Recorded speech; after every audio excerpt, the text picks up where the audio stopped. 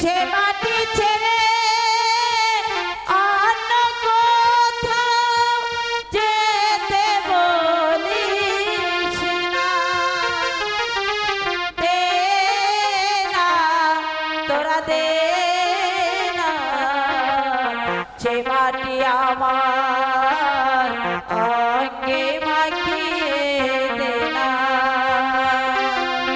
দে না তোরা দে না সে মাটি আমার অঙ্গে মাখিয়ে দে না।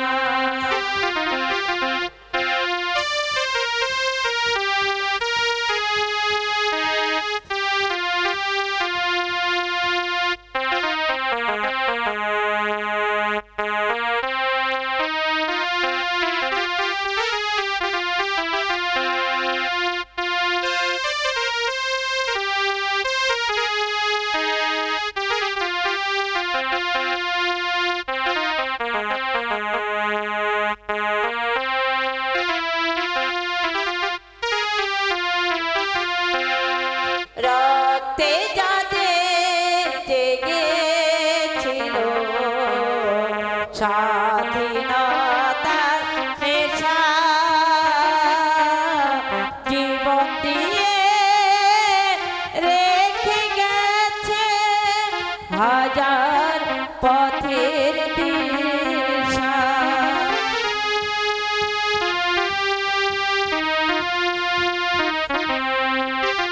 রক্তে যাদের জেগেছিল স্বাধীনতা নেশা, জীবন দিয়ে রেখে গেছে মুক্ত পথের দিশা। সে পথ ছেড়ে ভিন্ন পথে যেতে বলিস না, দে না তোরা দে না সে মাটি আমার অঙ্গে মাখিয়ে দে না, দে না তোরা দে না সে মাটি আমার অঙ্গে মাখিয়ে দে না, যে মাটির বুকে। সুযোগ্য পুত্র শাহ আলম বিশিষ্ট ব্যবসায়ী এবং কি সাংবাদিক, সে আপনাদের মাঝে কিছুক্ষণ কথা বলবে, আপনারা ধৈর্য সহকারে কথাগুলো শুনুন। বিসমিল্লাহির রহমানির রহিম। পন্থীরসা নাট্যগোষ্ঠীর উদ্যোগে আজকের এই নাটকের যারা আয়োজন করেছে তাদেরকে অসংখ্য ধন্যবাদ জানাই। তার কারণ এখন আসলে নাটক গান বাজনা তেমন দেখা যায় না, হয়তো দেখা যাবে যারা বয়স্ক লোক আছে এরা যখন মারা যাবে আর আমাদের পরবর্তী যারা প্রজন্ম আসবে এদের কাছে গান বাজনা একটি দুঃস্বপ্নের মতো থাকবে। কারণ অতীতে কী ধরনের নাটক গান বাজনা নৌকা বাইচ যে সমস্ত অনুষ্ঠান হয়েছে, হয়তো আমরা যদি বয়স্ক হয়ে যাই এটা হয়তো যদি কারো কাছে গল্প করি হয়তো স্বপ্নের মতোই থাকবে। আসলে আজকে যে আয়োজনটা করেছে পন্থীরসা যুবগোষ্ঠী, তাদেরকে অসংখ্য ধন্যবাদ জানাই। এই ধরনের আয়োজন জানে বারবারই তারা করে, আর এই আয়োজনের পিছনে যারা শ্রম দিয়েছে তাদেরকে ধন্যবাদ জানাই। ধন্যবাদ জানাই চকমিরপুর ইউনিয়নের চেয়ারম্যান, জেনপুর ইউনিয়নের চেয়ারম্যান বিলায়েত ভাই, কারণ উনির প্রচেষ্টায় আর উনির শ্রমের কারণেই আজ আপনারা যে নাটকটি উপভোগ করছেন, খুবই সুন্দর নাটক। এটা সামাজিক, আপনারা অবশ্যই ভালো জিনিস গ্রহণ করবেন এবং খারাপ জিনিসকে নাও বলবেন। আর পাশাপাশি যেহেতু আমি এখানে এসেছি, আমি সাংবাদিকতা করি, আপনারা জানেন, আমি আপনাদের কথা দিয়ে যাচ্ছি এই নাটক যাতে সারা বাংলাদেশের মানুষ জানে যে পন্থিচ্ছা গ্রামে একটি নাটক অনুষ্ঠিত হয়েছে। আমি পেপার পত্রিকার মাধ্যমে এই নাটকটা যাতে প্রচার লাভ করে সেই ব্যবস্থা আমি করব। পরিশেষে সকলকে ধন্যবাদ জানিয়ে আমি আমার কথা শেষ করছি। আসসালামু আলাইকুম, সবাই ভালো থাকবেন। ধন্যবাদ আয়োজক কমিটিকে। মূল্যবান কথা বলার জন্য। এখন দু একটা কথা নিয়ে আসছে জনাব মোহাম্মদ হামিদুর রহমান। বিসমিল্লাহির রহমানির রহিম। আমার আজকের এই জনতা নাট্যগোষ্ঠীর আপনাদের সামনে যে বই উপহার দিচ্ছেন সে বইটির নাম শশীবাবুর সংসার। আপনারা সবাই এই নাটকটি ধৈর্য সহকারে দেখবেন। আর যাদের প্রচেষ্টায় আজকের এই নাটক, তাদেরকে আপনারা নিজেদের পক্ষ থেকে একটু ধন্যবাদ জানাবেন যে আপনাদের অনেক দিন পর এত সুন্দর একটা নাটক আপনাদের সামনে উপহার দিচ্ছেন। আর এখানে সময়ও বেশি নাই, আবার আরও দু একজন বক্তব্য এখানে দিবেন। আবার বড় ভাই আছেন, চেয়ারম্যান সাহেব আছেন। আমি আর কিছু বক্তব্য না বাড়িয়ে এখানেই শেষ করছি। আপনি সকলকে ধন্যবাদ জানিয়ে আমার বক্তব্য এখানেই শেষ করছি। ধন্যবাদ। অসংখ্য ধন্যবাদ হামিদুর ভাইকে সংক্ষিপ্ত বক্তব্য দেওয়ার জন্য। এখন বক্তব্য নিয়ে আসছে জনাব মোহাম্মদ রফিকুল ইসলাম, বিশিষ্ট ব্যবসায়ী, দৌলতপুর বাজার। বিসমিল্লাহির রহমানির রহিম। উপস্থিত পন্থিচ্ছা বাজার কমিটির উদ্যোগে আয়োজিত নাট্যগোষ্ঠীর অনুষ্ঠানের সম্মানিত সভাপতি, প্রধান অতিথি, বিশেষ অতিথি, আমন্ত্রিত অতিথি ও গানপ্রিয় আশেক ভাই বোনেরা, আসসালামু আলাইকুম। এখন আমাদের কথা আপনাদের খুব ভালো লাগবে না, কারণ এনে গায়নের আগ মুহূর্ত। এখন আমরা যা বলবো তাই বিরক্ত মনে হবে। তবু দু একটি কথা আমি বলতে চাই। আমি নিজেকে ধন্য মনে করছি যে এত বড় একটা অনুষ্ঠানে আমাকে আমন্ত্রণ করার জন্য। আমি ধন্যবাদ জানাই গান আয়োজন কমিটিকে, আমি ধন্যবাদ জানাই পন্থিচ্ছাবাসীকে, আমি ধন্যবাদ জানাই যারা দর্শক শ্রোতা আছেন তাদেরকে। পরিশেষে একটি কথা বলতে চাই, আপনারা গান শুনুন, গানের যে ভালো দিকগুলো আছে সেগুলো অর্জন করুন, যে খারাপ দিকগুলো আছে সেগুলো বর্জন করুন। এখানে অনেক কিছুই নেওয়া সম্ভব। যা ভালো আছে তা গ্রহণ করবেন, যা ভালো নাই সেগুলো গ্রহণ করবেন না। আমি আর কিছু না বলে আমি সবাইকে ধন্যবাদ জানিয়ে বিদায় নিচ্ছি। খুদা হাফেজ। অসংখ্য ধন্যবাদ তার সংক্ষিপ্ত বক্তব্য দেওয়ার জন্য।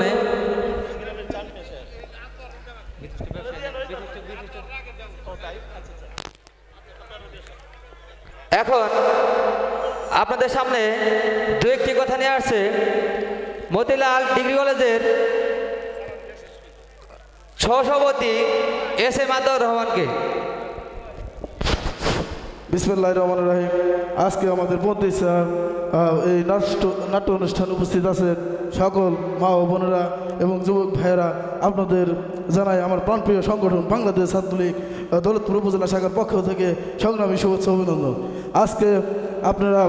আজকে আমাদের এই নাট্য অনুষ্ঠানের নাট্য গোষ্ঠী আপনাদের অত্যন্ত আনন্দ দেওয়ার চেষ্টা করবেন। আপনারা ধৈর্য সহকারে দেখবেন, কেউ কোনো বিশৃঙ্খলা সৃষ্টি করার চেষ্টা করবেন না। এই আশা ব্যক্ত করে আমি আমার সংক্ষিপ্ত বক্তব্য শেষ করছি। জয় বাংলা, জয় বঙ্গবন্ধু, জয় হোক এদেশে মাতৃ। অসংখ্য ধন্যবাদ এস.এম. আতাউর রহমানকে তার সংক্ষিপ্ত বক্তব্য দেওয়ার জন্য। এখন দু একটি মূল্যবান কথা নিয়ে আসছেন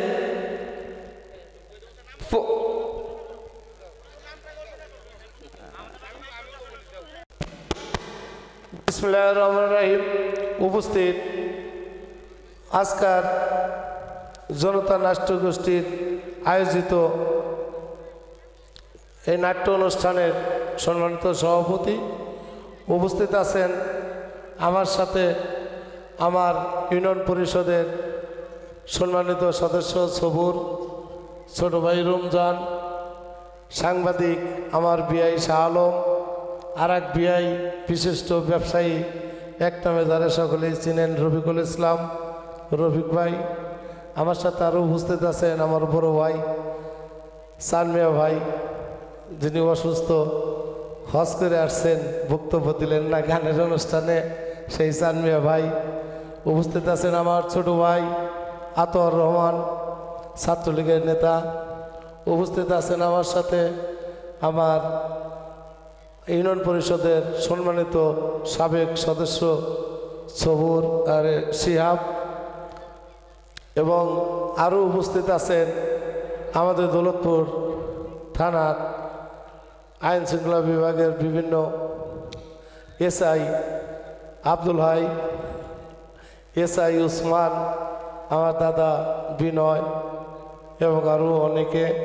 সকলেই আমরা আসলে আমাদেরকে এই অনুষ্ঠানে সকলকেই আমন্ত্রিত করে আমাদের সম্মানিত করার জন্য জনতা নাট্য গোষ্ঠীর সকল সদস্যবৃন্দকে আমরা তাদের কাছে কৃতজ্ঞতা প্রকাশ করছি এবং সম্মান জ্ঞাপন করছি। সকলকে ধন্যবাদ। যে আসলে বক্তব্য যে আমার বিআই শাহ আলম বিশিষ্ট সাংবাদিক বলছেন যে গণসংস্কৃতি বাংলাদেশের একটি ঐতিহ্যবাহী সংস্কৃতি, যে আমাদের অনেক বাঙালি জাতির অনেক সংস্কৃতি আছে, তার মধ্যে এই গণসংস্কৃতির সবচেয়ে সর্বশ্রেষ্ঠ একটি সঙ্গীত, যার মাধ্যমে মানুষের দিন দিন জীবনযাপন, আমাদের পরিবারের মাঝে কিভাবে কুচক্রীরা বিঘ্ন ঘটায়, কিভাবে সমাজপতিরা এদেশের মেহনতি মানুষের, দরিদ্র অসহায় মানুষের শোষণ করে, সেই চিত্রই নাটকের মাধ্যমে, অভিনয়ের মাধ্যমে উপস্থাপন করাই হলো আজকের নাটকের মূল উদ্দেশ্য। তো আমার বিআই বলছেন ভালো দিকগুলা নাটকে আপনারা গ্রহণ করবেন, খারাপ দিকগুলা বর্জন করবেন, এটাই আমার আশা। আর উপস্থিত যারা আছেন, যে আমাদের দেশে গণসংস্কৃতি বিলুপ্তর পথে একটাই কারণ, সে কারণটা হচ্ছে যে দিন দিন গান বাজনা মানেই মারামারি, খেলাধুলা মানেই মারামারি কাটাকাটি, এইসব যাতে না ঘটে, এইসব ঘটনার জন্যেই আমাদের নাটকগুলা গণসংস্কৃতি বাংলাদেশ থেকে হারিয়ে যাচ্ছে। সেগুলো পুনঃপ্রচারের জন্যেই বর্তমান সরকারের বিশেষ উদ্যোগ, যে মাননীয় প্রধানমন্ত্রীর, এগুলা সংগ্রহ করে মানুষের সামনে উপস্থাপন করা। তার আলোকেই আপনারা জানেন বিগত দিনে অনেক নাটক বন্ধ ছিল, গান বাজনা, সভা, বিভিন্ন অনুষ্ঠান, কিন্তু এখন আবার আনাচে কানাচে। আজকে আমার 4টা অনুষ্ঠান একসাথে, শুধু এই গান নাটক 4টা অনুষ্ঠান, এই অনুষ্ঠানের পরেও আর একটা অনুষ্ঠানে যেতে হবে। তো আমি সকলকে অনুরোধ করব, যারা নাটকের অভিনয় করবেন তাদেরকে অনুরোধ করব, এবং বিশেষ করে আপনার আমার সামনে যারা আছেন তাদেরকে অনুরোধ করব যে নাটকের সহায়তা করতে হবে আপনাদের, নাটকের পরিবেশটা সুন্দর রাখতে হবে। এখানে আমাদের ছেলেমেয়েরা, মা বোন, ভাই বোন সকলেই মিলেমিশে আমরা এখানে উপস্থিত হয়েছি নাটক দেখার জন্য। যদি এখানে বিশৃঙ্খলা ঘটে তাহলে আমাদের এই মান-ইজ্জতের ব্যাপার। ভবিষ্যতে এই নাটকে যারা অংশগ্রহণ করছেন তারা এই নাটকগুলো করতে চাইব না। তাই আমি সকলকে বিনীতভাবে অনুরোধ করবো, আপনারা সকলে এই সুন্দরভাবে, সবারই মা বোন ভাই বোন আছে, সেভাবে দৃষ্টি দিয়ে আমরা সকলেই একসাথে যাতে এই নাট্য অনুষ্ঠান উপভোগ করতে পারি, তার জন্য সকলের কাছে সহযোগিতা কামনা করছি। আর সেই সঙ্গে অনুরোধ করছি, শোনেন, আপনারা যারা বেশি করে ইয়ং জেনারেশন যারা আছে, আমার ছাত্র ভাইরা, যুবক ভাইরা, তাদেরও অনুরোধ করব যে সকলেরই ভাই বোন আছে, একটু শান্ত থাকবেন। শান্ত না থাকলে দেখছেন তো ভলেন্টিয়ার কতটি আছে, আমাদের ভলেন্টিয়ার আছে, আইন শৃঙ্খলা বিভাগের লোকজন আছে, নাট্যগোষ্ঠীর লোকজন আছে, ঝগড়া আজকার এই অনুষ্ঠানে, গতকাল এবং আজকার অনুষ্ঠানে আমাদের অনেক অতিথি ছিল, তারা আসে নাই, তাদের রাষ্ট্রীয় কাজের জন্য আসতে পারেন নাই। আমাদের অনুষ্ঠানে অনারেবল চিফ গেস্ট ছিলেন আমাদের মাননীয় এমপি নাইমুর রহমান, দুর্জয় রহমান, এবং অনারেবল বিশাল। সমাজের কথা বলে, মানুষের মনের কথা বলে। হ্যালো, সম্মানিত সুধী, আজ যে পালাখানি আপনাদের সামনে তুলে ধরব সম্পূর্ণ অশ্রুসজল সামাজিক নাটক। আজ এখানে যারা অভিনয় করবেন তারা কেউ প্রফেশনাল শিল্পী নন, ব্যবসায়ী শিল্পী নন, তারা শৌখিন শিল্পী, আপনাদেরই গ্রামের, আপনাদেরই আত্মীয় স্বজন। ভুলভ্রান্তি হতে পারে, ক্ষমা সুন্দর দৃষ্টিতে দেখবেন এবং উৎসাহ দেবেন যাতে ভালো অভিনয় দেখিয়ে আপনাদের মন জয় করতে পারে এবং এ বছরের ন্যায় আগামী বছরগুলোতে ঠিক এইভাবে এইখানে মঞ্চ করে নাটক দেখিয়ে আপনাদের আনন্দ দিতে পারে। My dear available audience, attention please. Now going to face into our drama. সুপ্রিয় শ্রোতা মণ্ডলী, শুরু করছি আমাদের নাটক। জনতা নাট্যগোষ্ঠী পরিবেশিত, জনাব আব্দুর রশিদ পরিচালিত, ওপার বাংলার মরমী পাড়াগার বাবু রঞ্জন দেবনাথ রচিত সম্পূর্ণ ব্যতিক্রম ধর্মী অশ্রু সজল সামাজিক নাটক শশী বাবুর সংসার। সম্মানিত সুধী, আপনাদের সহযোগিতা কামনা করে শুরু করছি নাটক শশী বাবুর সংসার। জাদি গেল বলে একই আজব কারখানা, জাদি গেল বলে সত্য পথে কেউ নাই রাজি, সত্য পথে কেউ নাই রাজি, সব দেখি তালা। জাদি গেল বলে একই আজব কারখানা, জাদি গেল বলে যখন তুমি ভাবে এলে তখন তুমি কিরূপ ছিলে, যখন তুমি ভাবে এলে তখন তুমি কি জাত ছিলে, কি জাত হবে যাবার কালে, কি জাত হবে যাবার কালে, সে কথা কেনে বলো না। জাদি গেল বলে একই আজব কারখানা, জাদি গেল বলে সত্য পথে কেউ নাই রাজি, সত্য পথে কেউ নাই রাজি, সব দেখি তালা। জাদি গেল বলে একই আজব কারখানা, জাদি গেল বলে ডোমসারা ঋষি মুসি এক জলে সব হলো সুসি, ডোমসারা ঋষি মুসি এক জলে সব হলো সুসি, লালন দেখে শুনে হয় না রুচি, দেখে শুনে হয় না রুচি, তাতে তো মনের ঘোর গেল না। জাদি গেল বলে একই আজব কারখানা, জাদি গেল বলে গোপনে যে বেশ্যার ভাত ভুলাবো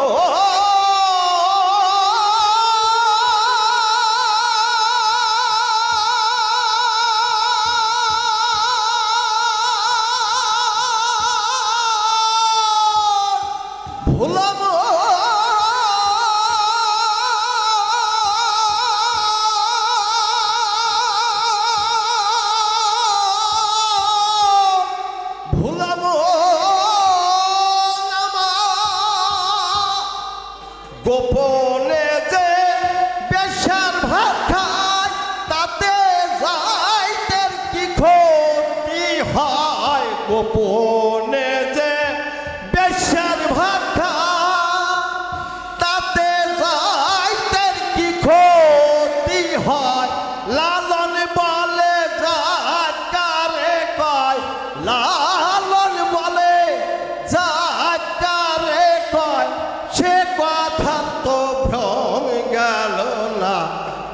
গেল বলে একই আজব কারখানা জাত গেল বলে।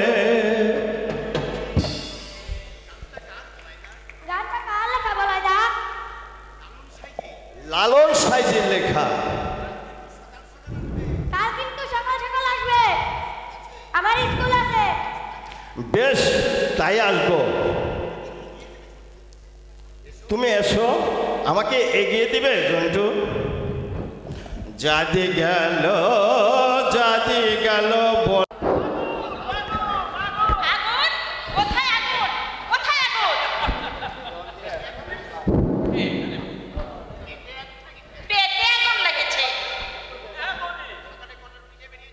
সকালে কটা রুটি খেয়ে বেরিয়েছিস? বল বল হতভাগা, কটা রুটি কিনে বেরিয়েছিস? চারটে বৌদি, মাত্র চারটে বাসি রুটি ছিল।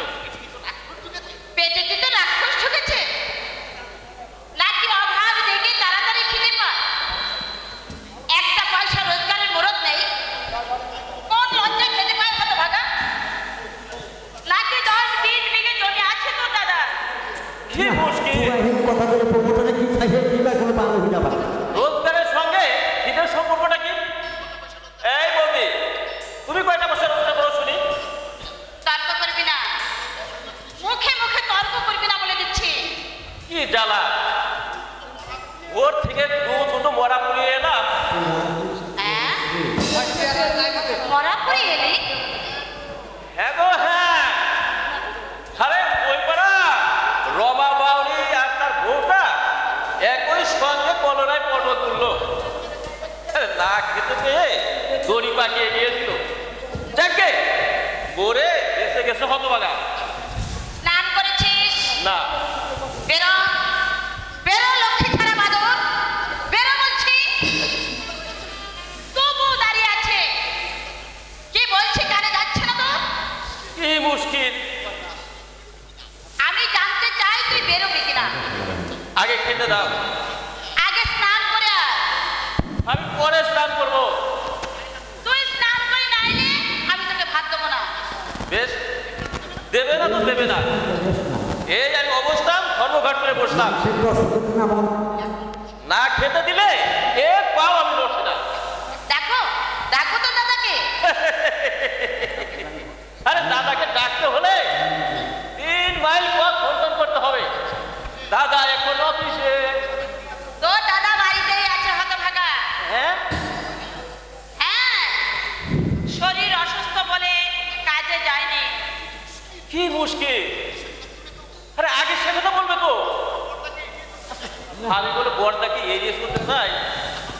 এই তুই ভাত ধরো বৌদি, আমি ততক্ষণ একটা টুপ দিয়ে আসি। এই শোন শোন, বস খেয়ে যা। ঠিক আছে, বড়া পুড়িয়ে এলাম। স্নান না করে তুমি খেতে বলছো? তুমি ভাত ধরো, আমি একটা ডুব দিয়ে আসছি।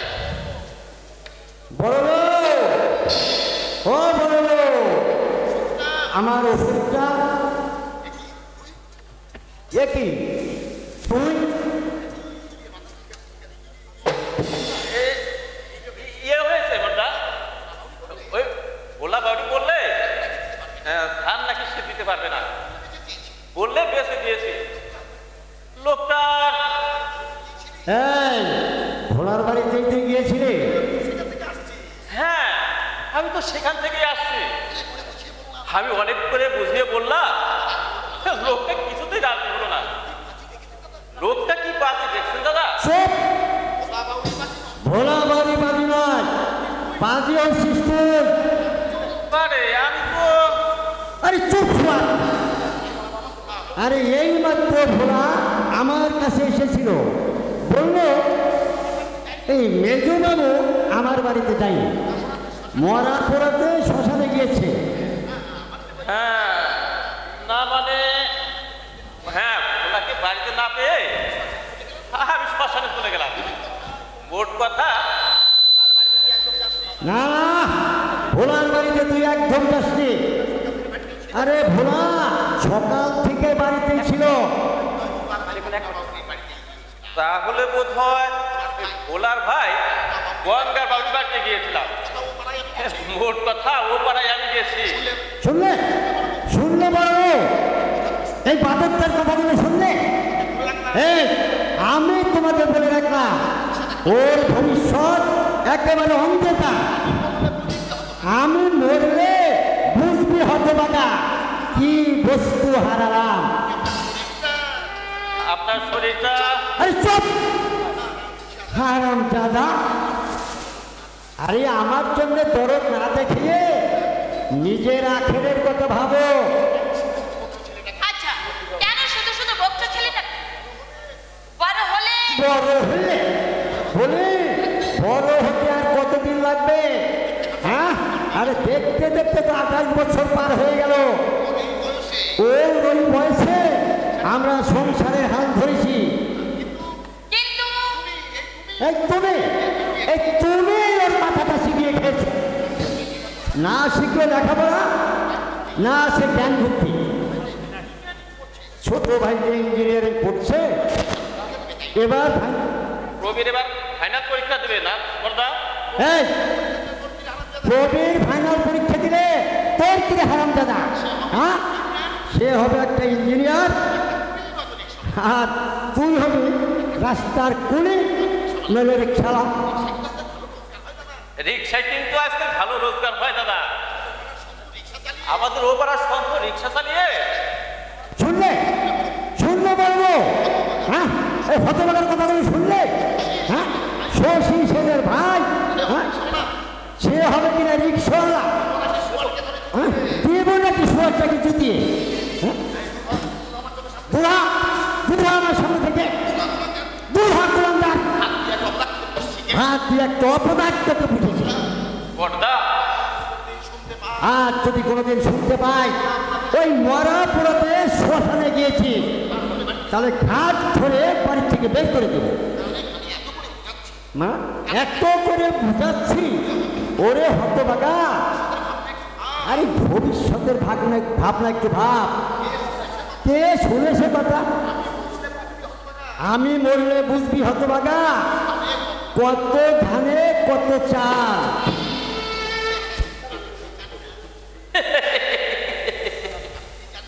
আমি জানি না 1 কুইন্টাল ধানে কত কেজি চাউল হয়। এই বাজি বড় ভাইয়ের কাছে মিথ্যা কথাগুলো বলতে তোর জিভে আরো ছিল না? মিথ্যে কথা? মিথ্যে কথা নয়।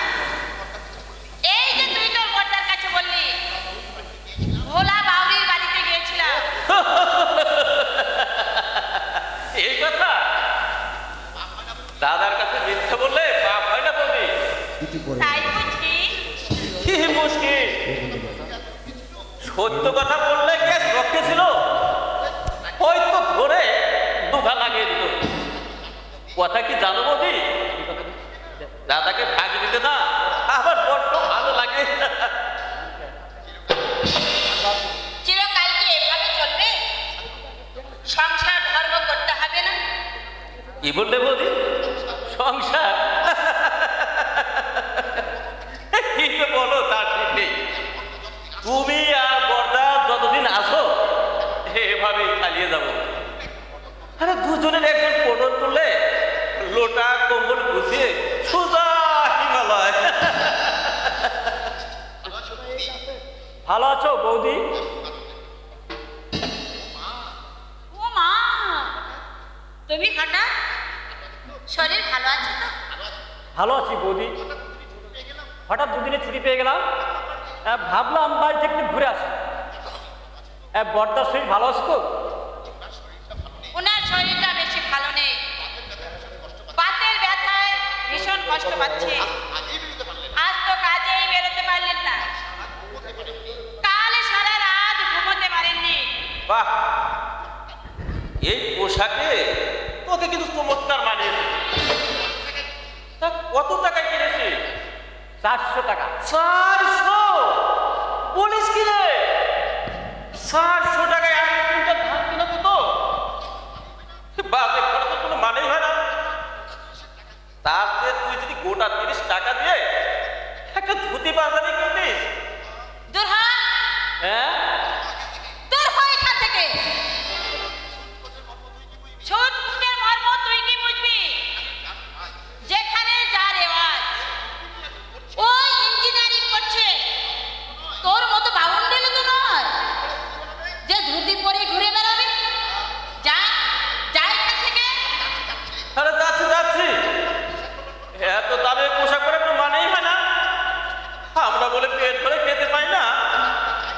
আমি জানতে চাই তুই এখান থেকে যাবি কিনা। আরে যাচ্ছি বাবা, যাচ্ছি। সত্যি কথা বললাম, তাতেও তোমাদের রাগ। দামি পোশাক না পরলে যে বিদ্যে হয় না, এটা আমার জানা ছিল না। কোনো মানেই হয় না, কোনো মানেই হয় না। ওর কথা তুমি কিছু মনে করো না ভাই, লেখাপড়া না শিখলে যা হয় আর কি। কাজকর্ম কিছু করে? কি কাজ করবি বলো? বাজার হাট করে দেয় আর পাইপ মাছ খাটে। বৌদি, বৌদি, ও বৌদি, কে মা? আপনি কখন এলেন? এই তো কিছুক্ষণ হলো। ভালো আছেন তো? হ্যাঁ ভালো আছি। তুমি ভালো আছো তো? হ্যাঁ ভালো আছি। তা হঠাৎ তোর টানে চলে এসেছে। বৌদি ভালো করে বলে দিচ্ছি, এই আমি গেলাম। জানো ঠাকুরপো, তুমি বাড়িতে না এলে শ্রীমতীর দর্শনই পাওয়া যায় না, অথচ পাশাপাশি বাড়ি। আজে বাজে কথা বললে আমি কিন্তু চলে যাবো বৌদি। কোথায় যাবি রে লক্ষ্মী ছাড়ি? ওর পরীক্ষাটা হয়ে গেলে এই বাড়িতে তোকে পাকাপাকি ভাবে যাও। চোখের আড়াল হতে পারবি, কিন্তু মনের আড়াল হতে পারবি না। বৌদি, বৌদি নয় রে হতভাগী, বৌদি নয়, দিদি বল দিদি। এখন থেকে রপ্ত করে রাখলে পরে আর অসুবিধা হবে না। তোরা কথা বল, আমি তোদের সুযোগ দিয়ে যাচ্ছি। বৌদি, বৌদি, বৌদি মাঝে মাঝে এমন সব কথা বলে। হ্যাঁ, মিথ্যা তো কিছু বলেনি শোনায়। তোমার বাবার মধ্যে আমার ইঞ্জিনিয়ার করা হচ্ছে। দাদা বলে পরীক্ষার পরেই। পরীক্ষার আগে আর বাড়িতে আসবেন না? তুমি আসতে বলছো? হ্যাঁ। হ্যাঁ তুমি বলো তো আমি নিশ্চয় আসবো। জানো শোনাই, প্রতিদিন তোমাকে আমি স্বপ্নে দেখতাম। ঘুমের ঘরে প্রতিদিন তোমার নাম ধরে ডেকেছি। পরদিন সহবিটা আমাকে বিদ্রুপ করছে। কবিতা আমি জানি শোনাই, তুমি আমার জন্য স্মরণীর প্রতীক্ষা করছো। জীবনের কোনোদিন যদি প্রতিষ্ঠা পাই, সে শুধু তোমার জন্যই। এই জীবন ছিল নদীর মতো গতিহারা, ও গো তোমার কাজ দুটি চোখে আমি হয়ে গেছি তারা, ও গো।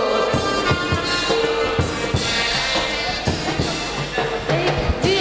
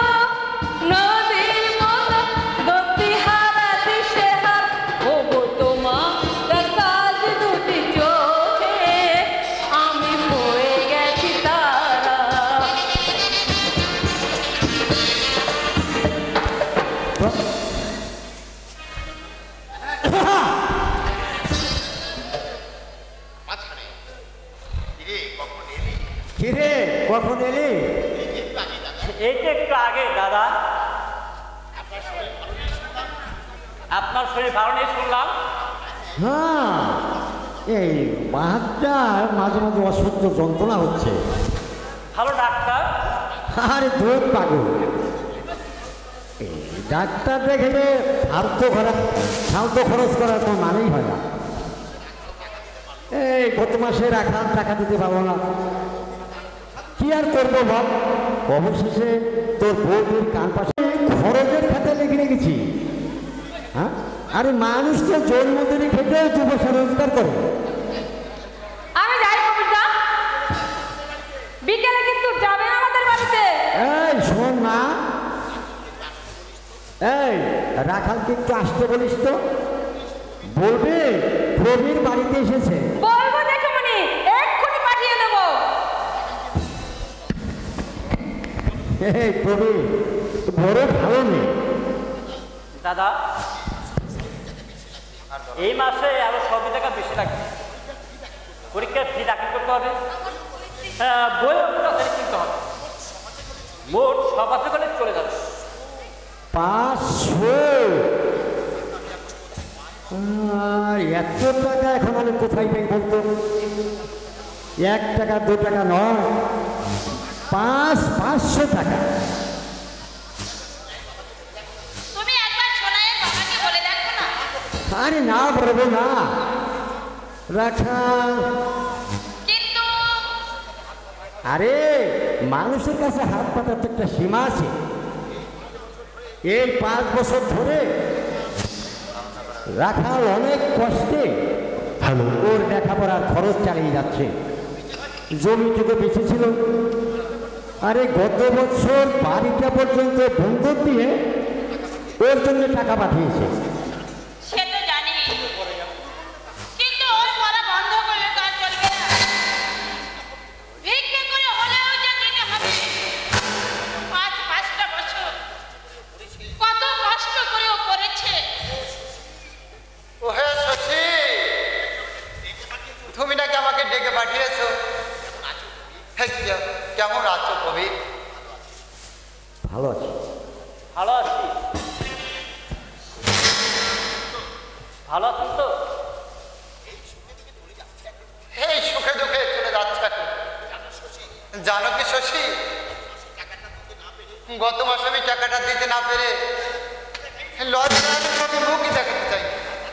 আরে না না, তার কাছে খাটার আলমারিটা বিক্রি করেছিলাম, বললো মাইনা পেয়ে টাকাটা দিয়ে দিবে। আমি তো ওর ভরসায় আছি। হঠাৎ ওর বাবার কঠিন অসুখ হলো। আপনার বিয়ের পালঙ্ক আলমারি আপনি বিক্রি করে দিলেন? না বে সুন্দর বউটা, থালা বটি বাটি টেবিল চেয়ার কোনো কিছুই তো আমি বাকি না, স্মৃতিচিহ্ন। আরে তুমি থামো তো শশী। আর আমার ওই জিনিসপত্র ভোগ করবেটাকে থাকবার মাত্র শীতবাত্রে শুনতে, ওর সুখের সৌদা করতে আমি যদি ওই পথের ফকির হয়ে যাই, এতটুকু দুঃখ থাকবে না আমার। তোমার এই মহত্তর কথা আমরা জীবনেও ভুলব না রাখাল। প্রবীণের জীবনের বুনিয়াদটা তুমি করে দিলে। তোমার আর্থিক সাহায্য না পেলে আমি তো ওকে মানুষ করতে পারতাম না। টাকা পয়সা নিয়ে যাও, টাকাটা ওর হাতে দিয়ে দাও।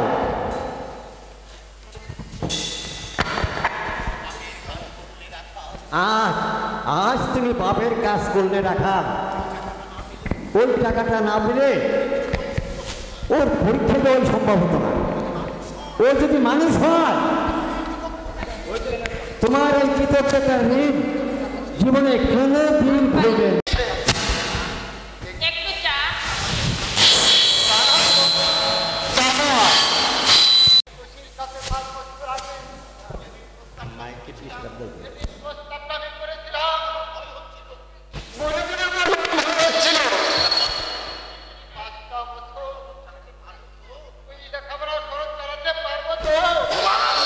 ও কিন্তু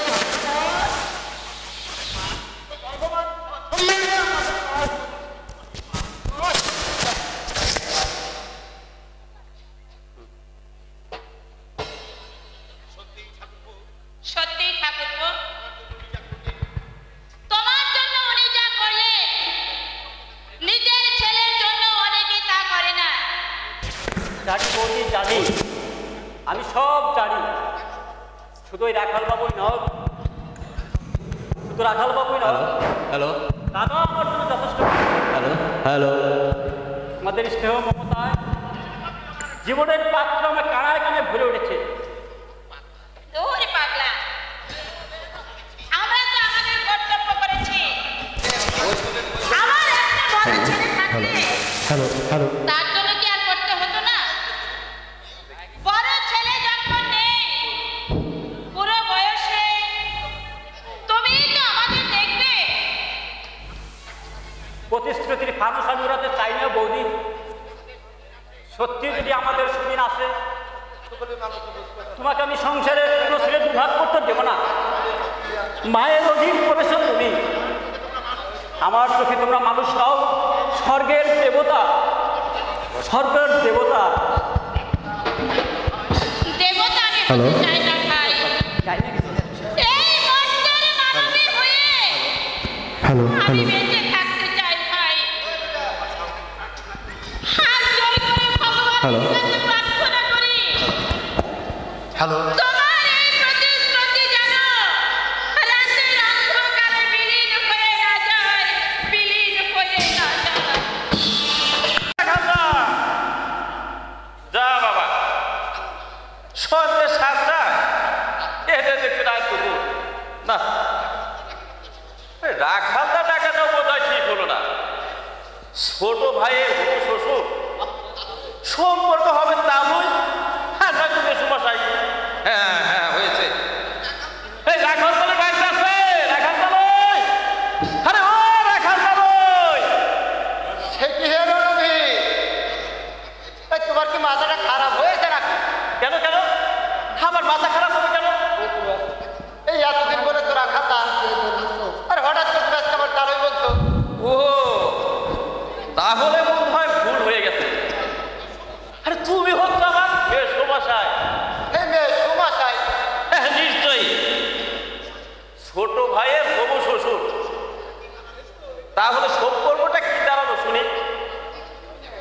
তাছাড়া আমি তোমাকে বলি রাখালদা, আর তোমার মেয়ে আমাকে ডাকে রনুদা, আর আমার দাদা হলেন সোনাইয়ের জ্যাঠামশাই, অথচ বৌদি হলেন সোনাইয়ের বৌদি। আর সম্বন্ধটা তখন পেঁচালো।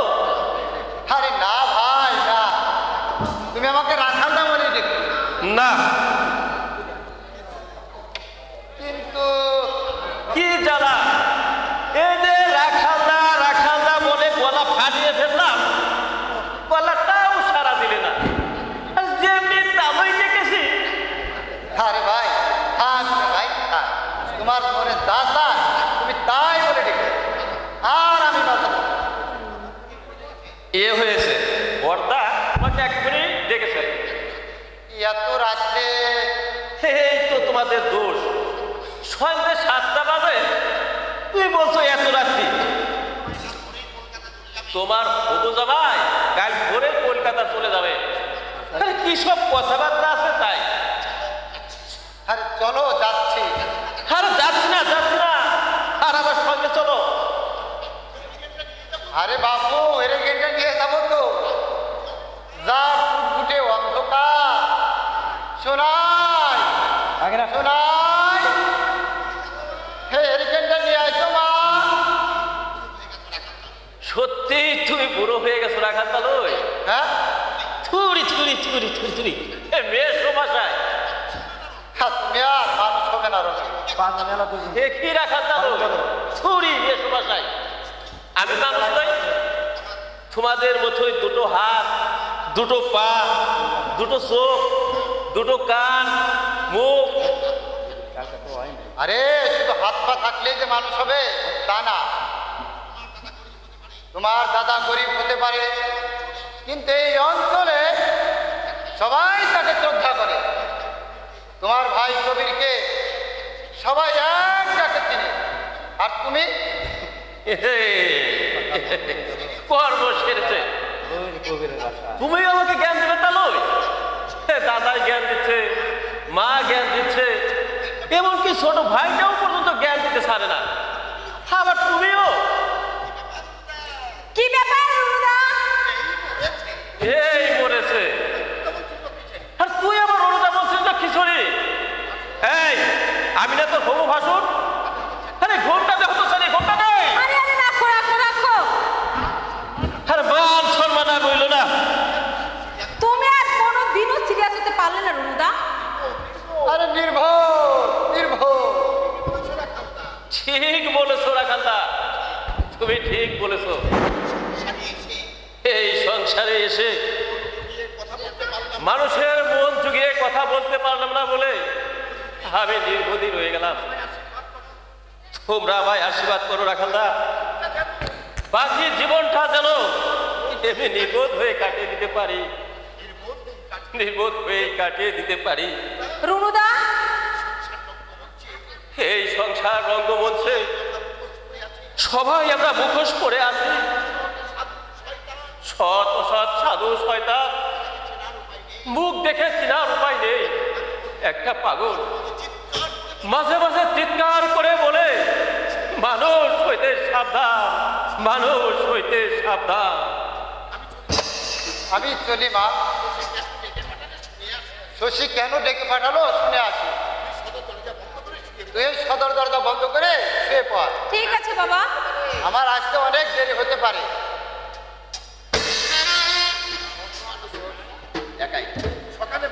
সকালে বলে গেল বিকেল বেলা আসবে, কথার কোনো মূল্য নেই। কাল ভোরে যাবে। দেখা করে যাওয়া উচিত ছিল না? কাল ছাড়া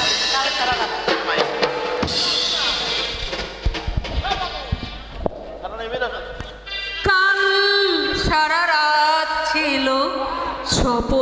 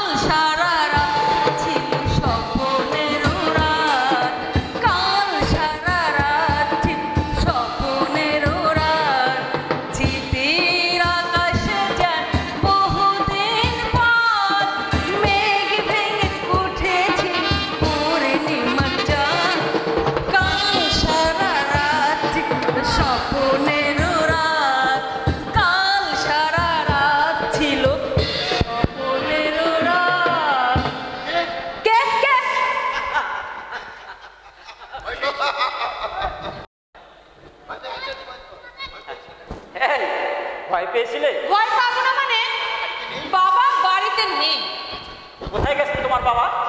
তোমাদের বাড়িতে গিয়েছে। কাল সকালে আমাকে চলে যেতে হবে। ছেড়ে যাবে কি করে থাকবো বুঝতে পারছি। তোমাকে ছেড়ে কি করে যে আমি থাকবো বুঝতেই পারছি না। একদিন কি একাই থেকেছো? আরে এতদিন তো তুমি একাই থেকেছো। হ্যাঁ থেকেছি না। তোমার সাথে এতটা ঘনিষ্ঠভাবে মেলা তখন এতটা তোমার সাথে ঘনিষ্ঠভাবে মিলামেশা ছিল না। বিশ্বাস করো শোনাই। তুমি বিশ্বাস করো শোনাই, সারাটা দিন আমি এক মুহূর্তের জন্য তোমার দূরে থাকতে পারি না। চোখ বুঝলেই মনের আয়নায় তোমার ছবিটা ভেসে ওঠে।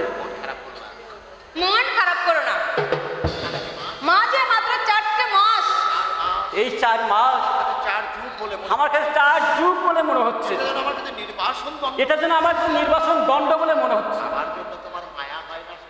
আমার জন্য তোমার মায়া হয় না শোনায়? তোমাকে আমি ভাষা দিয়ে বোঝাতে পারবো না কবিতা। কি অন্তর্দণ্ড চলছে আমার এই বুকটার মধ্যে। শহরের বিভিন্ন আনন্দের মধ্যে তোমার সময় কেটে যাবে, কিন্তু আমি কি নিয়ে থাকবো বলতে পারো তুমি? একটা জিনিস তোমার কাছে জিজ্ঞাসায় দিবে। না শোনায়? আমার ভয় করছে কবিতা। তোমার দুটি পায়ে পড়ি লক্ষ্মীটি, তুমি রাগ করো না লক্ষ্মীটি। হেই নারী জীবনের শ্রেষ্ঠ সম্পদ, কিছুতেই আমি যদি কোনো দুর্ঘটনা ঘটে সব দায়িত্ব আমার। কিন্তু মাত্র 4 মাস পর তুমি হবে আমার জীবন সঙ্গিনী। কেন ভয় পাচ্ছ তুমি? শহরে এই নিয়ে আজকাল কেউ মাথা ঘামায় না। আমি শহরের মেয়ে নই কবিতা। নারীত্ব আমার জীবনের শ্রেষ্ঠ সম্পদ। বেশ, তোমার সম্পদ নিয়ে তুমি থাকো, আমি চললাম। কবিতা তুমি রাগ করলে? রাগ করলে তোমার কি আসে যায়? আসলে তুমি আমাকে মনে প্রাণে গ্রহণ করতে পারোনি। তোমার জন্য আমার যতখানি উৎকণ্ঠা তার শতাংশের 1 অংশ যদি থাকতো তাহলে এইভাবে তুমি আমাকে অপমান করতে পারতে? তুমি বিশ্বাস করো কবিতা? থাক শোনায় থাক, তোমার উপর আমার কোনো জোর নেই। নন্দনের পারিজাত মালা সবার ভাগ্যে কি জোটে? আসলে চিরকালই আমি দুর্ভাগ্য। না গো না, অমন করে তুমি বলো না। আমার মান সম্মান সব কিছু তোমার হাতে তুলে দিলাম কবিতা। ইচ্ছে হয় তুমি পায়ে ঠাই দিও, না হয় ওই মান তুমি ছুঁড়ে ফেলে দিও। শোনাই শোনাই, চোখের জল ফেলতে নেই। আজ থেকে তোমার সমস্ত দায়িত্ব আমার। আমি পশু নই। যদিও তোমার কোনো দুর্ঘটনা ঘটে যায় তোমাকে ছেড়ে আমি পালাবো না। তোমারই পরশে জীবন আমার ধন্য হলো। তুমি যে আমার চির আশার আলো, তুমি যে আমার চির আশার আলো। তোমারে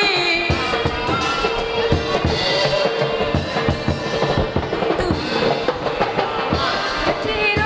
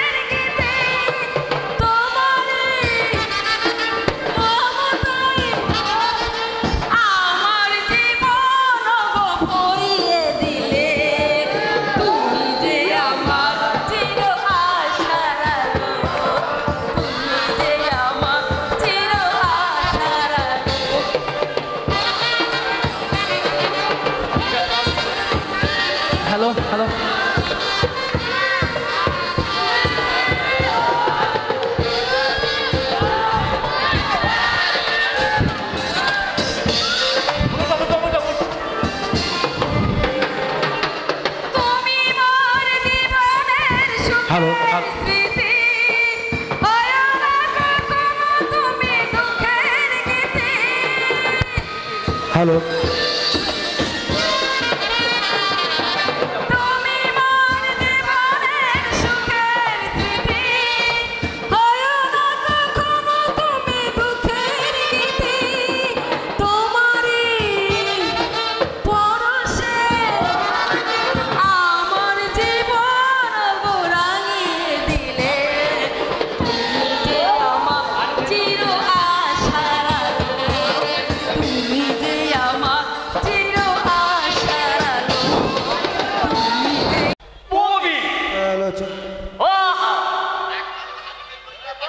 ওই রাখাল হাইকিং লইয়া বাইক নিয়ে গেল আর মায়াটা গান গাইতেছে ওই পদের গোপ করিয়া ভুইকা পড়লো বাড়ির মধ্যে আরে ঢুকলো তো গেল কোথায় কোথায় গেল কি করে কোনো হালায় কেষ্ট পিরিত আজকে বাইক করবো হালার বারে বারে গুগু তুমি খায়া যাও ধান আর গুগু তোমারে বধিব পড়া আরে দরজা খোলা আছে হরে ঢুকে দেখবো ওমন কাম কইল না হালার শেষ কালে চোর কুইয়া ওই থানায় হামলাইয়া দিই তার সাথে এইখানে অপেক্ষা করি এই পথে বাইরে বই দেখায় কেষ্ট পিড়ি আজ বাইক করে মহারাজ হচ্ছে আরে কালে কালে দেশটার হলো আরে চরিত্র হচ্ছে মানব জীবনের শ্রেষ্ঠ সম্পদ আরে সেই চরিত্রে যদি পুলসিত হয়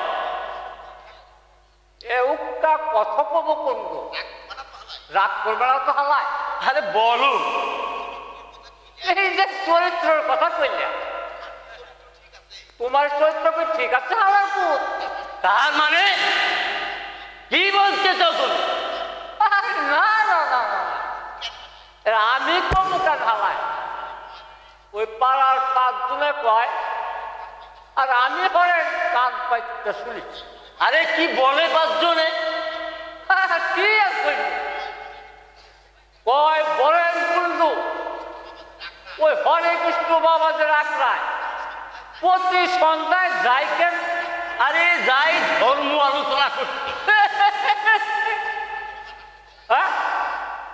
হাসলে যে আর হাসলাম তোমার কথা শুনে ওই হরে কৃষ্ণ বাবাদের ওই জলশ্রী বস্তিমে হাতের কাজ বড় ভালো কেষ্ট পিরিত কেষ্ট পিরিতে হরণ দিয়ে দেবো হাওয়ার পথে সাবধান বলছি হরে তুমি হাওয়ায় আমার ডুবে পাইতে পারবে না হাওয়ায় পেঁয়াজাইয়ে একেবারে ছাল হয়ে দেবো কে যে কত চরিত্রবাদ জানতে আমার বাকি নাই জুস দিয়ে মুখ ভেঙে দিব শালা পেদালা তুমি আমার পেদাই পা পেদাও পেদা ছাড়া হালার হ্যাঁ পেদা পেদা খালা পুতে হ্যাঁ ঘরে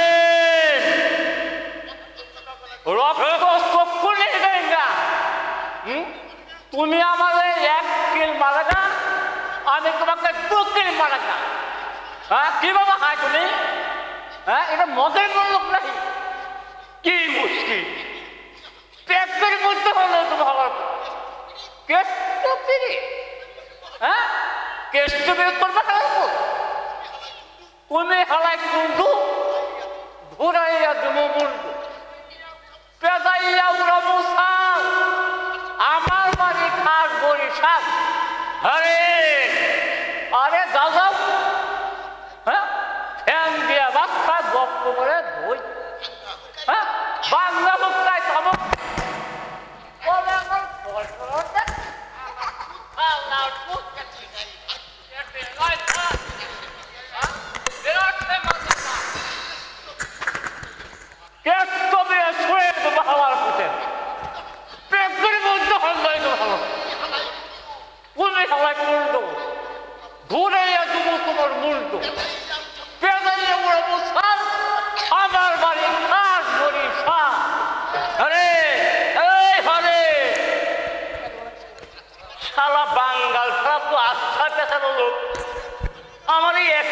শালা পালিয়ে গেল। এরা যদি এখন আমাকে চোর বলে হামলাই দেয়, না বাবা, দরকার নেই আমার। শাস্ত্রে আছে য পলায়তি স